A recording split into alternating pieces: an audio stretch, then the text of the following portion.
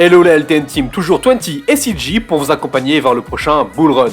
Aujourd'hui, nous allons vous proposer la présentation d'une blockchain, d'un nouvel écosystème qui présente un très beau potentiel et qui pourrait bouleverser la hiérarchie dans les années à venir. Certes, la concurrence est féroce, mais il pourrait arriver à tirer son épingle du jeu suite à sa nouveauté technologique.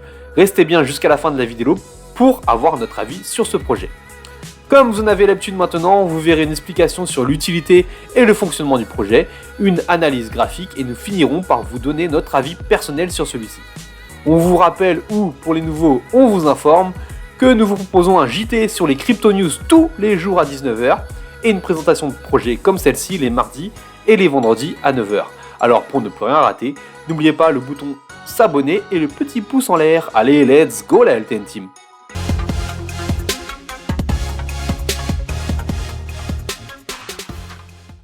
Bonjour à tous, bonjour 20. Le projet du jour est celui de Fantom avec son token le FTM.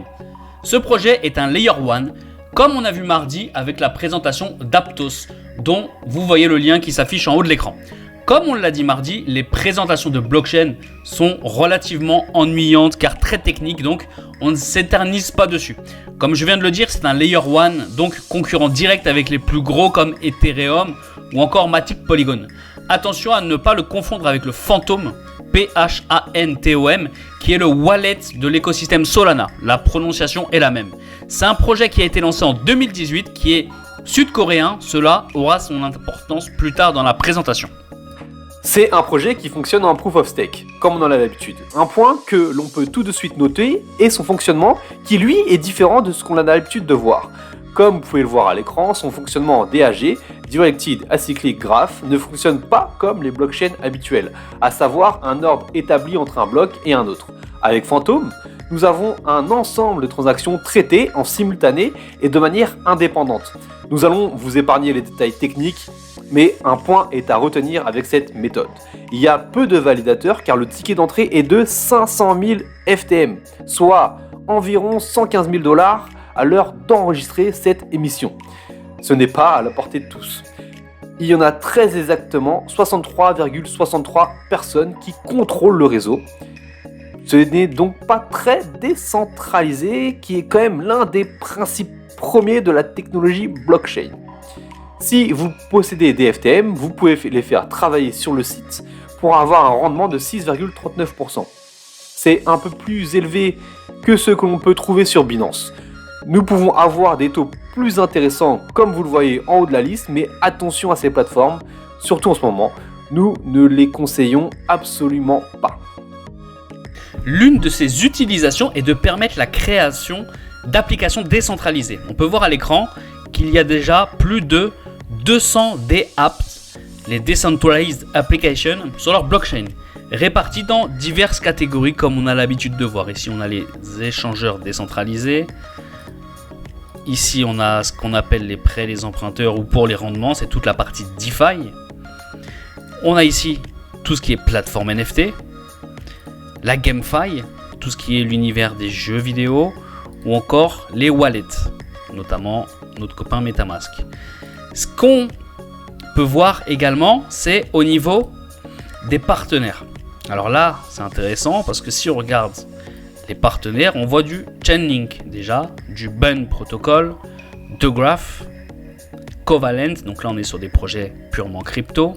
En termes d'intégration, on a du REN, du Smart Portfolio Tracker, donc ça c'est pour avoir un portfolio qui va aller sur plusieurs blockchains pour voir tout le portfolio complet.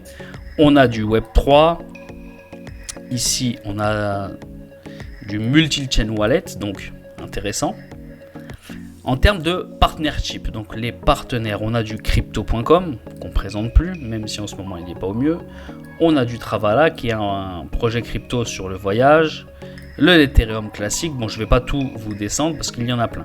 Mais alors ce qui est le plus intéressant, c'est aller voir au niveau des partenaires gouvernementaux et des entreprises. C'est là où on peut voir du lourd. On a ici le Pakistan pour l'éducation de privé. On a encore au Pakistan sur le département de la prison. on a le ministère de l'Industrie des Nouvelles Technologies du Tadjikistan. Alors on est sur des pays en voie de développement, mais on est quand même sur des accords avec des pays. On a du pharmaceutique en Afghanistan, encore en Afghanistan et toujours du pharmaceutique. Donc on se rend compte qu'on est sur des gros partenariats vraiment très très importants. Ça prouve que sa technologie est intéressante pour pouvoir signer des partenariats de cette envergure. En outre, derrière Phantom, il y a de très très gros investisseurs sud-coréens qui soutiennent ce projet. On en revient à ses origines abordées en début de vidéo. Graphiquement, qu'en est-il?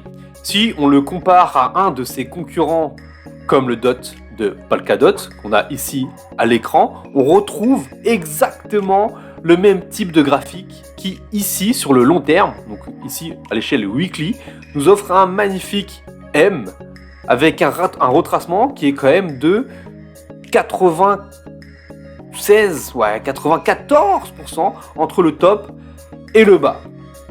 Comme sur la majorité des altcoins, on est revenu ici quasiment au prix avant l'explosion lors du précédent bull run.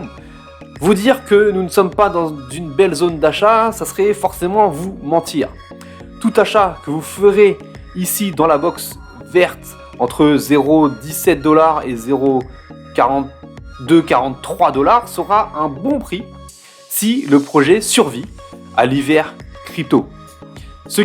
Pour ce qui est des targets, toujours l'ancien ATH ou un petit peu en dessous, puis après, avec les prolongations de Fibo, on a 5,39 $, 8,62 $, 11,85 $ et 13,85 $. Donc on a de belles projections si le projet survit, mais pour ça il va falloir du coup suivre son évolution par rapport aux autres, à ses concurrents, aux autres Layer 1, et également voir s'il tient sa feuille de route et voir s'il prend le pas sur les autres.